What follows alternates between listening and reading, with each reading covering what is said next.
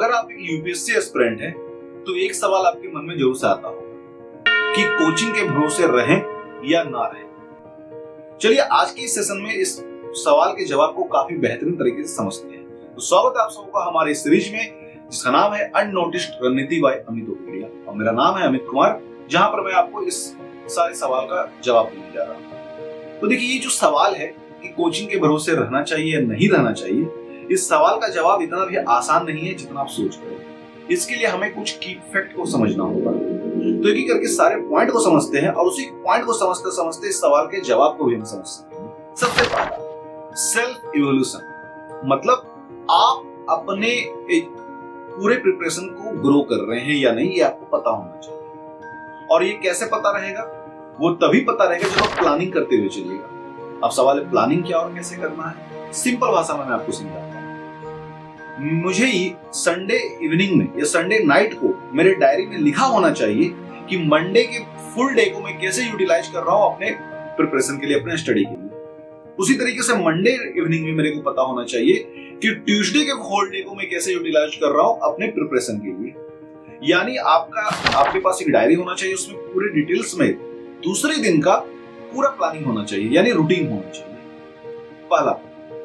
दूसरा पॉइंट देखिए, जो ये सिलेबस है ना, ये बहुत इंपॉर्टेंट और बहुत हेल्पफुल चीज है। सिलेबस के अकॉर्डिंग आपको चलना है, ना कम ना अधिक। आप जिस भी कोचिंग में पढ़ रहे हो, चाहे offline online, doesn't matter. Self study कर रहे हो, डजंट मैटर। आप ये मैच करते हुए चलिए, ये चेक करते हुए चलिए कि क्या आप जो पढ़ रहे हैं या आपको जो पढ़ाया जा रहा है, क्या वो सिलेबस के अकॉर्डिंग है, क्या सिलेबस का रिक्वायरमेंट फुलफिल हो रहा है या नहीं, और साथ ही साथ पीवाईक्यू सॉल्व हो रहा है या नहीं।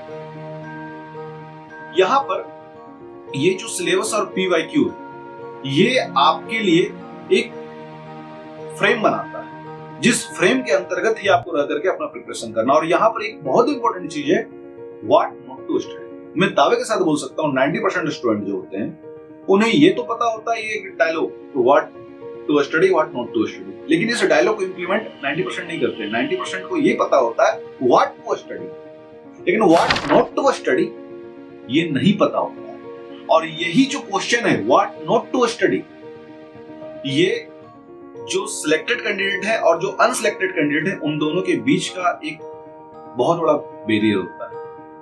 आपको पता होना चाहिए कि आपको क्या नहीं पढ़ना है। ये बहुत अधिक इंपॉर्टेंट है, ताकि आप अपने समय का सही यूटिलाइज करें, फालतू की चीजों में व्यर्थ ना करें। और ये पता करने का सबसे अच्छा तरीका है सिलेबस और पीवाईक्यू के इर्द गिर्द रहना।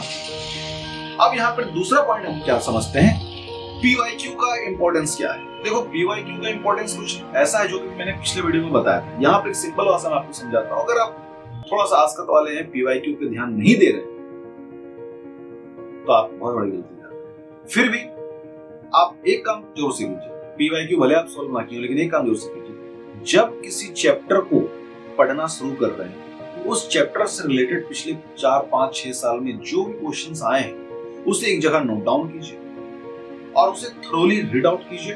उस चैप्टर को स्टार्ट करने के लिए एग्जांपल में समझते हैं, सिंपल भाषा।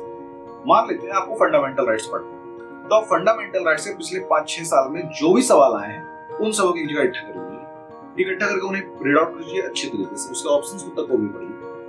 अब उस चैप्टर को पढ़ना शुरू कीजिए। इससे फायदा क्या होगा कि आप चूंकि क्वेश्चन पढ़ रखे हैं, सवाल आपके पास है और पूरा का पूरा गाइड बुक आपके सामने है, उसमें आपको उस सवाल का आंसर मिलना शुरू हो जाएगा फटाफट। साथ ही साथ उस बुक रीडिंग के दौरान आपका कंसंट्रेशन बना रहेगा, क्योंकि दिमाग के कहीं ना कहीं, माइंड में कहीं ना कहीं वो सवाल बैठा होगा। और एक और बहुत इंपॉर्टेंट पॉइंट क्या है यहाँ पर कि चूंकि आप पीवाईक्यू देख रखे हैं, बुक यहाँ पे पढ़ रहे हैं, आप इनडायरेक्टली ही सही आपका प्रैक्टिस होते जा रहा है, क्योंकि आप सवाल के जवाब को उस चैप्टर में ढूंढते जा रहे हैं। ये बहुत इंपॉर्टेंट और बहुत ही मजेदार तरीका, करके देखिएगा।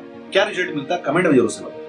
फाइनली आपको agent civil servant, agent bureaucrat बनके करना क्या है, एक बहुत बड़े बड़े फैसले लेने। उस फैसले में ज्यादातर फैसले क्या होंगे कि जो लिमिटेड रिसोर्स ऑफ गवर्नमेंट है, उसे किस जगह पर यूटिलाइज करना है और किस जगह पर नहीं करना है, यानी एलिमिनेशन और सिलेक्शन लिमिटेड रिसोर्स से आपको करने आना चाहिए। यूपीएससी के प्रिपरेशन का सबसे अच्छा बात यही है इस इंटायर सिलेबस को जो आप बोलते हैं कि बहुत वास्ट सिलेबस है, इसी में तो गेम है। यहां पर अगर आप सिलेबस में सही तरीके से समझ गए किसे एलिमिनेट करना और किसे सिलेक्ट करना है, तो समझिए आपका आधा ट्रेनिंग यहीं पर हो गया। अब एग्जाम क्लियर करने के बाद जब आप ऑन दी चेयर होते हैं तो आपके लिए आसान हो जाएगा फैसला ले पाना। यानी यूपीएससी का सिलेबस इस तरीके से डिजाइन किया गया है कि आप एलिमिनेशन और रिजेक्शन के पैटर्न को अपने प्रिपरेशन जर्नी में ही सीखते हुए चलिए। और इसी कारण से यूपीएससी का सिलेबस इतना वास्ट है। वो वास्ट तभी है जब आपके लिए everything is important for UPSC under this blue sky वाले कोटेशन को आप फॉलो करते हैं। अगर इस कोटेशन को आप फॉलो नहीं करते हैं, आप एलिमिनेशन और सिलेक्शन को बेहतर तरीके से जान रहे हैं, तब आपके लिए उतना भी वास्ट नहीं है इसका सिलेबस।